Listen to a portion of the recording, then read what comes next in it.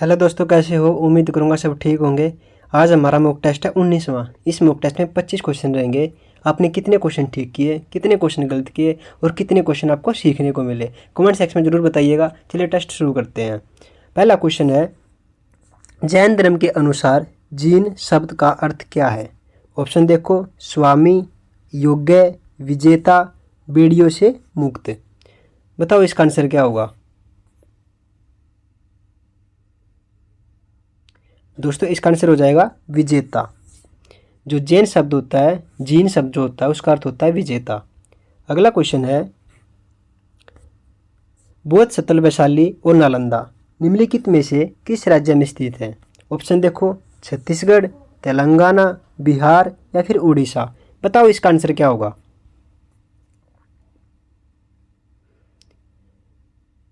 दोस्तों इसका आंसर हो जाएगा बिहार में। कहाँ पड़ता है? बिहार में। जो बौद्ध सतल वैशाली और नालंदा है, ये कहाँ पड़ते हैं? बिहार में।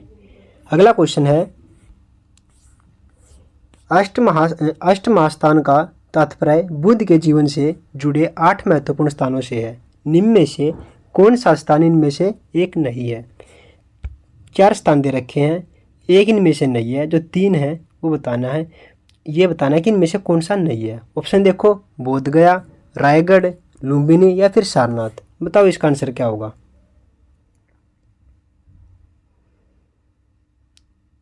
दोस्तों इसका आंसर हो जाएगा रायगढ़। जो रायगढ़ स्थान है वो इनमें से नहीं है। यानी जो 3 स्थान है, बोध गया, लुम्बिनी और सारनाथ, ये किससे जुड़े हैं? ये बौद्ध धर्म से जुड़े हैं। अगला क्वेश्चन है,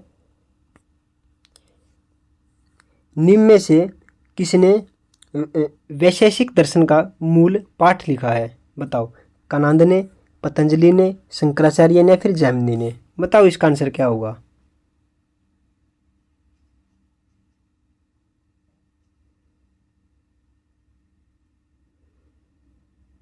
दोस्तों इसका आंसर हो जाएगा कनंद ने।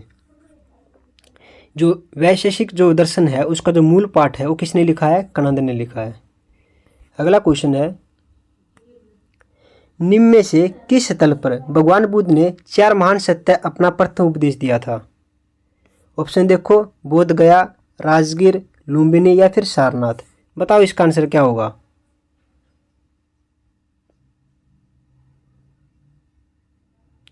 दोस्तों इसका आंसर हो जाएगा सारनाथ में। जो भगवान जब बोध थे, उनके जो सत्य अब उन्होंने अपना उपदेश दिया था प्रथम, वो कहाँ दिया था? सारनाथ में दिया था। अगला क्वेश्चन है,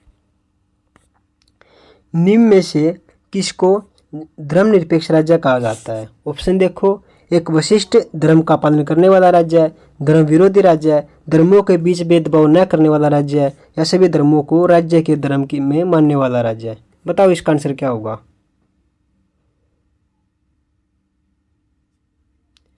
दोस्तों इसका राइट आंसर हो जाएगा धर्मों के बीच भेदभाव न मानने वाला राज्य है। जो धर्मनिरपेक्ष होता है उसमें किसी एक धर्म को न मानकर सभी धर्मों को बढ़ावा दिया जाता है। अगला क्वेश्चन है, विधि के शासन, विधि का शासन की संकल्पना कहाँ की संवैधानिक प्रणाली की एक विशेष विशेषता है? बताओ इसका आंसर। ब्रिटेन में, फ्रांस में, यूएसए या फिर स्विट्जरलैंड। बताओ इसका आंसर क्या होगा?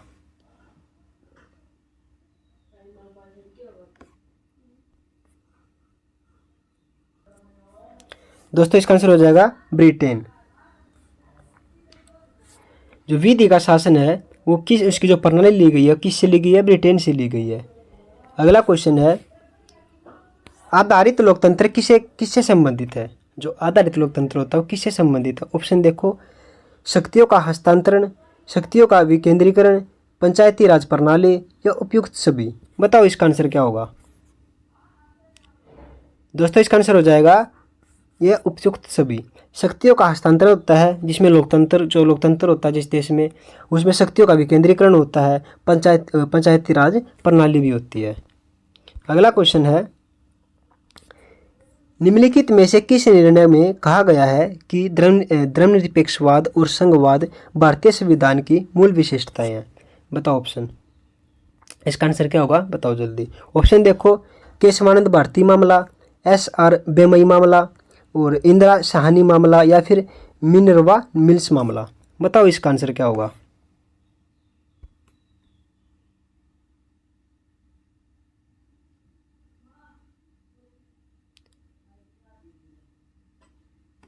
दोस्तों इसका आंसर हो जाएगा SR बोमई मामला। जो धर्मनिरपेक्षवाद होता है, संघवाद होता है, उसकी जो मूल विशेषता है उसमें बताया गया है, किसमें, ये SR बोमई मामले में। अगला क्वेश्चन है, सार्वजनीन सार्वभौमिक वैश्विक मताधिकार दर्शाता है कि भारत एक ऐसा देश है जो, ऑप्शन देखो, धर्मनिरपेक्ष, लोकतांत्रिक, समाजवादी या फिर प्रभुत्व संपन्न। बताओ इसका आंसर क्या होगा। दोस्तों इसका आंसर हो जाएगा लोकतांत्रिक।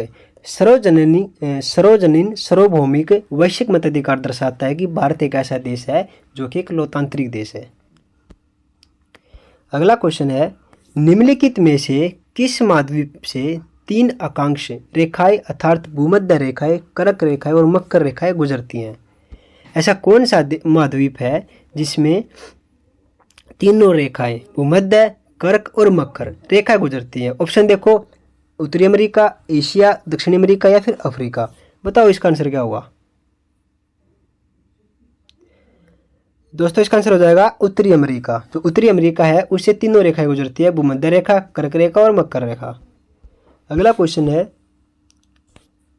निम्नलिखित में से कौन सा युग्म सही है। जो 3 युग्म दे रखे हैं इनमें से कौन सा सही है ये बताना है।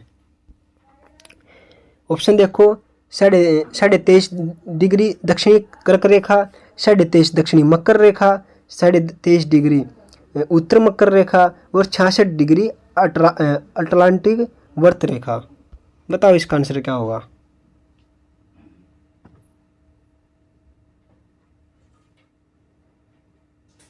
दोस्तों इसका आंसर हो जाएगा 23.5 डिग्री दक्षिणी मकर रेखा।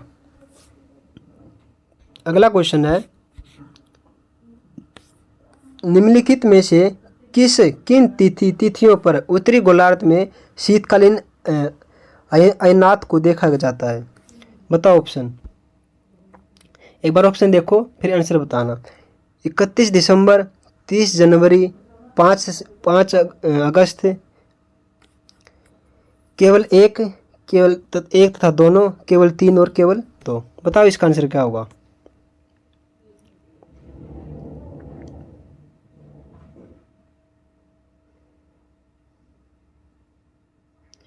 दोस्तों इसका आंसर हो जाएगा 10 जनवरी। ये बताना है कि शीतकालीन अयनात को देखा जाता है, कब देखा जाता है, 10 जनवरी को। अगला क्वेश्चन है, एकमात्र ग्रह जिसकी घूर्णन की अवधि सूर्य के चारों ओर परिक्रमा की अवधि से अधिक है। एक ऐसा ग्रह है जिसकी घूर्णन की जो अवधि होती है वो सूर्य के चारों ओर परिक्रमा की अवधि से अधिक होती है। ऑप्शन देखो, बुध, शुक्र, बृहस्पति या फिर वरुण। बताओ इसका आंसर क्या होगा। दोस्तों इसका आंसर हो जाएगा शुक्र। जो शुक्र की जो घूर्णन गति है, घूर्णन की अवधि है वो सूर्य के परिक्रमा की अवधि से अधिक है। अगला क्वेश्चन है, निम्नलिखित में से कौन सी धातु पृथ्वी की भूप्रपट्टी में सबसे प्रचुर मात्रा में पाया जाता है। ऑप्शन देखो, मैग्नीशियम, तांबा, लोहा, एल्यूमिनियम। बताओ इसका आंसर क्या हुआ। दोस्तों इसका आंसर हो जाएगा मैग्नीशियम। जो मैग्नीशियम है धातु है उसकी पृथ्वी की जो भूप्रपट्टी है उसमें सबसे ज़्यादा मात्रा में पाया जाता है। अगला क्वेश्चन है, आवश्यकता की मांग। आवश्यकताओं की मांग कैसी होती है। लोचनीय, पूरी तरह से आलोचनीय या फिर पूरी तरह से लोचनीय। बताओ इसका आंसर क्या होगा।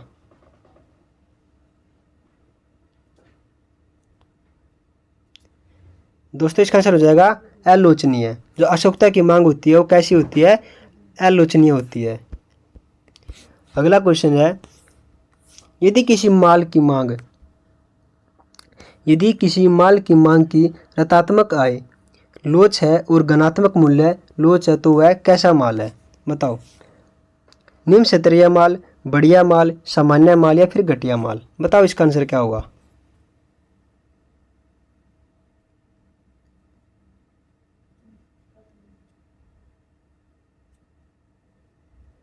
दोस्तों इसका राइट आंसर हो जाएगा निःक्षत्रिय माल। अगला क्वेश्चन है, उत्पादन की अवसर लागत कितनी होती है? ऑप्शन देखो, जो अपने वर्तमान प्रयोग में अर्जित की जा रही हो, जो दीर्घकाल से अर्जित की जा रही हो, वर्तमान प्रयोग में रखे जाने वाले के लिए जिसका भुगतान किया जाना हो, जो किसी अन्य प्रयोग में अर्जित की जा सकती हो। बताओ इसका आंसर क्या होगा।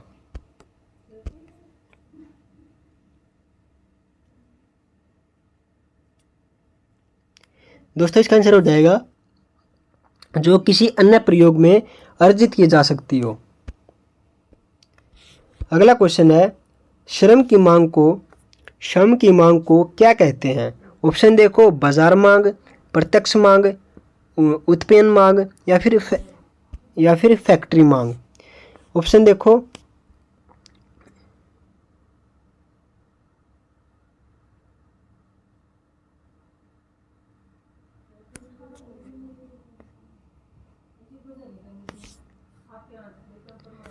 दोस्तों इसका आंसर हो जाएगा उपयुक्त मांग। जो उपयुक्त मांग है वो इसका मांग हो जाएगी। जो श्रम की जो मांग उसे हम क्या कहते हैं? वही उत्पन्न मांग। कौन सी? ये उत्पन्न मांग। अगला क्वेश्चन है,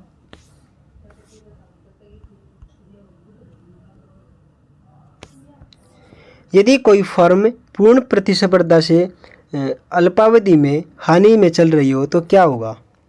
उसे अपना उत्पादन और कीमत बढ़ा देनी चाहिए, उसे अपना उत्पादन और कीमतें घटा देनी चाहिए। जब तक वह उसकी परिवर्तनीय लागत की पूर्ति न हो जाए तब तक उसे चालू रहना चाहिए, उसे बंद कर देना चाहिए और उद्योग को छोड़ देना चाहिए। बताओ इसका आंसर क्या होगा। दोस्तों इसका आंसर हो जाएगा जब तक उसकी परिवर्तनीय लागत की पूर्ति न हो जाए जब तक उसे चालू रखना चाहिए। अगला क्वेश्चन है, अंतर्द्रव्य जालिका की सतह पर डैश की उपस्थिति के कारण वह खुरदरी होती है। ऑप्शन देखो, गोल्जी बॉडी, लयनकाय, लवक या फिर राइबोसोम। बताओ इसका आंसर क्या होगा। दोस्तों इसका आंसर हो जाएगा राइबोसोम। जो राइबोसोम होता है, जो अंतर्द्रव्य जालिका होती है उसकी सतह पर राइबोसोम की उपस्थिति के कारण क्या होता है? उसकी सतह होती है वो खुरदरी होती है। अगला क्वेश्चन है, निम्नलिखित में से किसका शरीर सिर से पूंछ तक खंडित होता है? मोलस्का, पूर्ण प्रवार जाति, संधिपाद अर्थोपोडा जाति या फिर विलियन जाति या फिर अंतर्गुही जाति। बताओ इसका आंसर क्या होगा।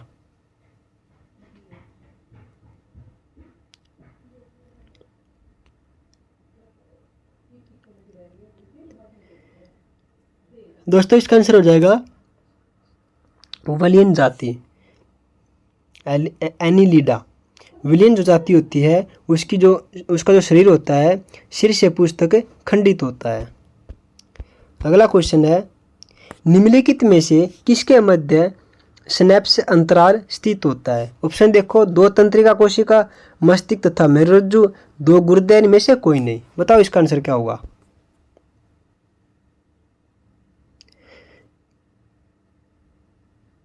दोस्तों इसका आंसर हो जाएगा दो तंत्रिका कोशिका। यानी ये बताना है कि जो स्नैप्स अंतराल होता है वो मतलब किसके मध्य में स्थित होता है। दो तंत्रिका कोशिका होती है, उनके मध्य में स्नैप्स अंतराल स्थित होता है। अगला क्वेश्चन है, एक विशेष कार्य करने वाले समान कोशिकाओं के समूह को क्या कहते हैं? ऑप्शन देखो, उत्तक, अंग तंत्र, अंग या फिर कोशिकाएं संरचना। बताओ इसका आंसर क्या होगा।